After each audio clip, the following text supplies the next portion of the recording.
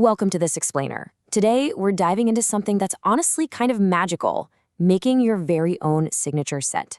We are going to completely skip past those mass-produced, off-the-shelf fragrances, the ones designed to appeal to literally millions of people, and focus instead on crafting something personal, a perfume that actually smells professional, reflects your own unique memories, and perfectly captures your individual style. But before we get into the actual how-to, we gotta ask, what makes a perfume truly yours? Making perfume at home, it isn't just throwing a bunch of nice smells into a bottle. It's this empowering, really fascinating blend of art and chemistry. When you start hand-selecting your own ingredients and carefully balancing them, you're not just making a fragrance, you're literally bottling an experience. Okay, let's dive into this. Here is our roadmap for today. First, the anatomy of perfume. Then, ingredients and sourcing, followed by essential tools. After that, we'll walk through step-by-step formulation, tackle maturation and troubleshooting, and wrap up with your signature scent. Let's do it. Kicking things off with Section 1, the anatomy of perfume. Let's deconstruct the magic.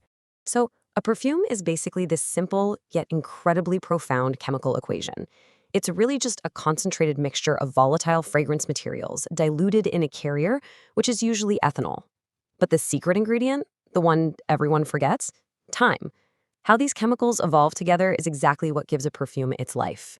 To really grasp that evolution, we've got to look at how a perfume is structured. It's like this amazing sensory journey. You start right at the top with, you guessed it, top notes. These are super light, highly volatile materials like bergamot or sweet orange. They sparkle immediately but evaporate pretty fast, usually in 5 to 30 minutes. Once those fade, the heart notes emerge. These are your florals and aromatics, things like lavender and rose geranium, and they form the main character for the next 1 to 3 hours. And finally, you have the base notes. These are heavy, slow evaporating materials like cedarwood and vetiver. They give your perfume its depth, that warm foundation, and the staying power to literally last all day. Moving right along to Section 2, ingredients and safe sourcing, the building blocks. Okay, so as a beginner, you generally have 2 main choices for your aromatics. First up, essential oils. Because these are extracted directly from plants, their scent is really complex, rich, and it can even vary a bit depending on the harvest. On the flip side, we have fragrance oils. These are manufactured blends. They give you a much more uniform, predictable scent, and they can capture abstract or fantasy concepts, like, say, a sea salt breeze. Both are absolutely excellent tools, and choosing between them really just depends on your creative goals and, of course, your budget. Now, I need you to remember this crucial mantra. Natural does not automatically mean safer. Seriously. In fact, some natural cold-pressed citrus oils can actually cause severe phototoxic reactions on your skin if you go out in the sunlight. No way around it. To keep your creation safe, your secret weapon is following the IFRA, that's the International Fragrance Association safety guidelines, and strictly using cosmetic-grade, skin-safe materials, which brings us to Section 3, essential tools for blending. Let's get your lab set up. The absolute best news here is that you do not need a multi-million-dollar lab for this. You really just need a few accessible basics to keep things clean and organized. We're talking small glass bottles and disposable pipettes for your trials, and fragrance blotter strips to test how the scent evolves. Throw in a tiny glass funnel, some disposable gloves, and a few dark glass perfume bottles to protect your finished work from light, and you're good to go. But if you take only one thing away from this tools section, please let it be this number, 0.01 grams. Listen, professional perfumers measure exclusively by weight on a precision scale, absolutely not by counting drops. Drops are completely unreliable. Depending on how thick the oil is or even the temperature of the room, the actual size of a drop changes dramatically. By weighing your ingredients to the 100th of a gram, you ensure your formulas are professional and, most importantly, repeatable. All right, now we reach the best part. Section 4, step-by-step formulation. Time to craft the scent. And this brilliantly illustrates the exact math for a totally safe, beginner-friendly eau de parfum. You're aiming for a 20% aromatic fragrance concentrate and an 80% ethanol carrier to dilute it and help it project beautifully off your skin. So when you're sitting at your workbench, it always starts with a clear concept, say warm and woody. From there, you'll meticulously weigh out your materials into a beaker and gently swirl the raw concentrate. Oh, quick tip, don't stick your nose directly into this raw mix. It will completely overwhelm your senses. Once you've got that blended, you add your alcohol carrier, give it a gentle mix, and then it's time to let it mature. Let's actually look at how this structure builds into a practical beginner formula. Take a fresh citrus blend, for example.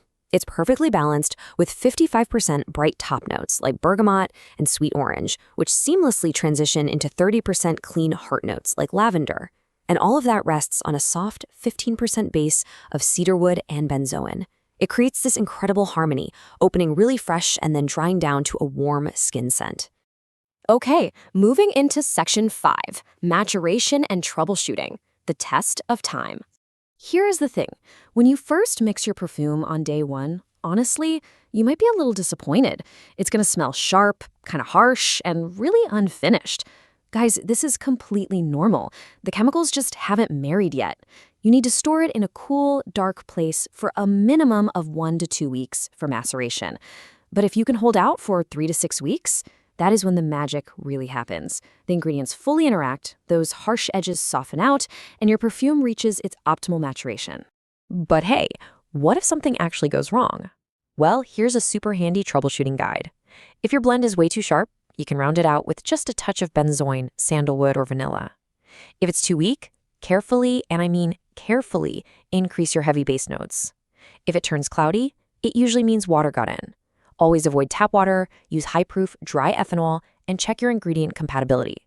And if it just smells flat, add a supporting heart note or a contrasting top note for a little zing. Just remember the golden rule. Only ever change one variable at a time so you know exactly what fixed the issue. And that brings us to our final section, section 6. Your signature scent awaits, the final polish. So if you want your homemade perfume to evolve from just a fun little experiment into a consistent, safe signature scent, you need to embrace a few professional habits. Start small. Do tiny 5 to 10 gram trials to save your expensive ingredients. Limit your first few formulas to just 5 to 8 materials so the scent doesn't get muddy. Keep a really obsessive, detailed formulation journal. Always, always check those IFRA maximum skin use levels. And finally, store your masterpieces in dark glass to prevent oxidation. Creating your own perfume is just this completely mesmerizing process. It's one that really rewards both deep curiosity and careful discipline. You're literally taking raw chemistry and turning it into liquid art, an invisible signature that leaves a lasting impression on literally everyone you meet. The only question now is, what memory are you going to choose to bottle first? From raw materials to liquid art. For more, visit our website, Farah's Solution.